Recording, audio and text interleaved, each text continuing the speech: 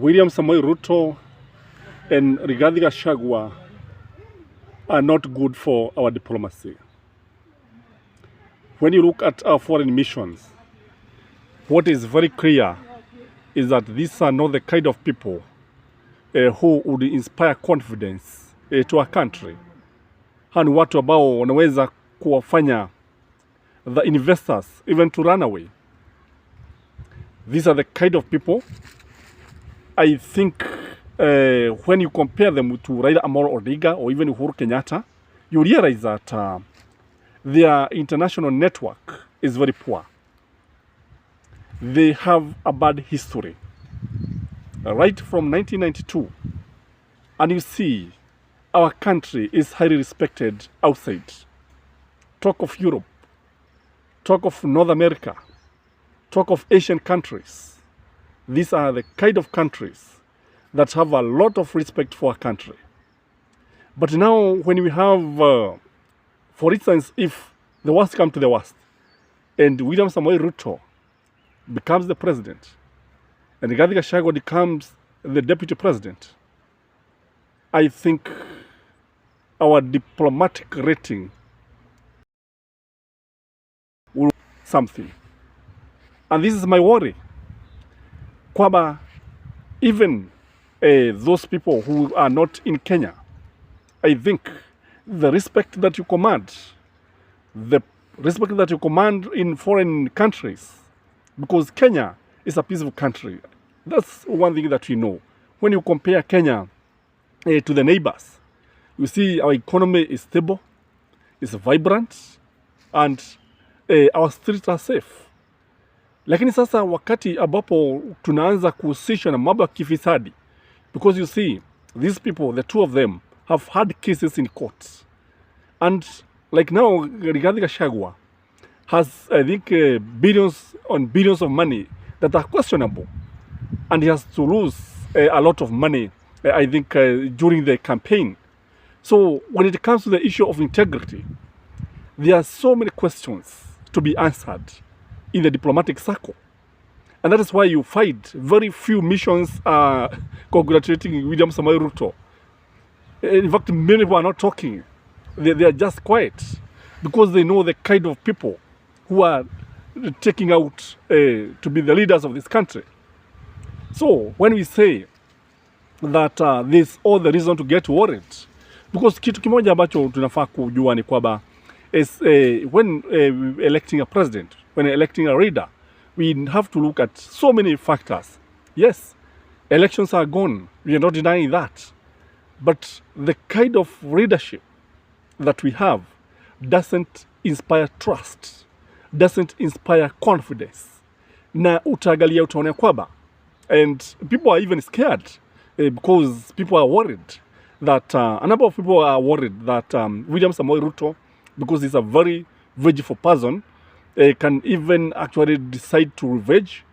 And that is why you see people looking at him suspiciously.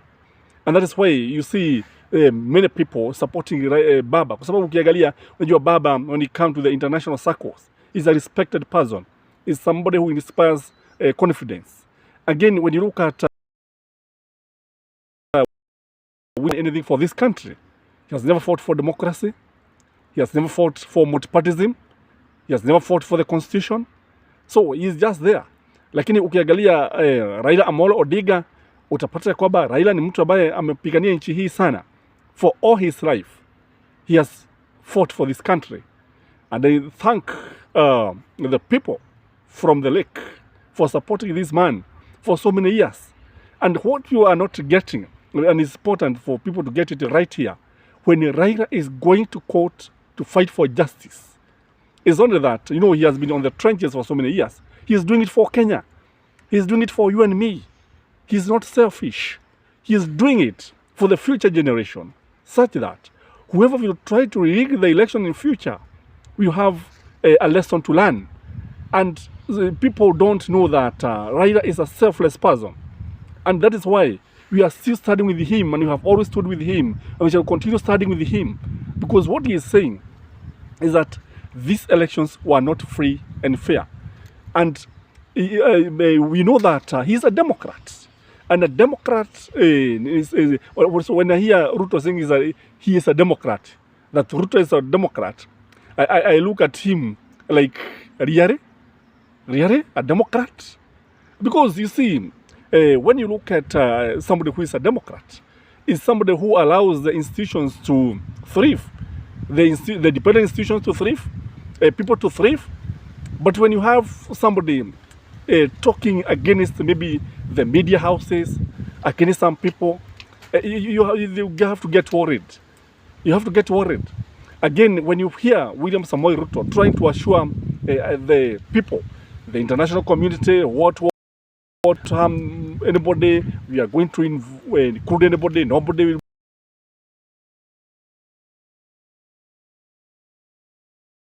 be this many times. He has kept on repeating this because he knows the fears that people have against him. And mark you, even those people who are voting for him, especially in Rift Valley, and I'm saying this from a point of knowledge, were voting for him out of fear, because they were wondering if they don't vote for him, what will be their fate in the Rift Valley. I've interviewed some few people, and that's especially from the gamer community, and they were saying that the reason why they were supporting William Samoei Ruto is because of fear. Because this one person who have been heard many times talking about injustices, talking about people who went to stay in the Rift Valley, like we don't have the right to live anywhere. It is important for people to realize that Kenya is a free country. And when you look at Raila, who is also a social democrat, you realize somebody who means well for the country. I'm just imagining what would have happened, or what will happen when Raila be declared president of the Republic of Kenya. You see that many families, especially the destitute families, watafurahia sana kwa sababu ya the many things that he had promised. You know, I've always opined in this channel that Raila has a very big vision for this country, and given the chance, he can turn around this country and would only marvel at what he can do to this country. So let's hope that people will remain working in their various places as you continue struggling. Because you see, life in Kenya is extremely difficult, very difficult. In fact, getting people having 3 meals in a day is very, very difficult. And whoever take the mantle of this country, because we have the probability of Raila taking is also high, Ruto also has a higher chance, but I believe that Raila would have made a major difference. I don't think Ruto can bring major differences or major impact in this country.